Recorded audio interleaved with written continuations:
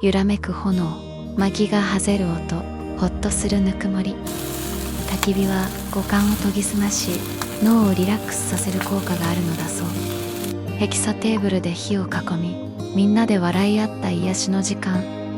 常に心に刻んでおきたい大切なものをすべてこのイヤリングに詰め込みました。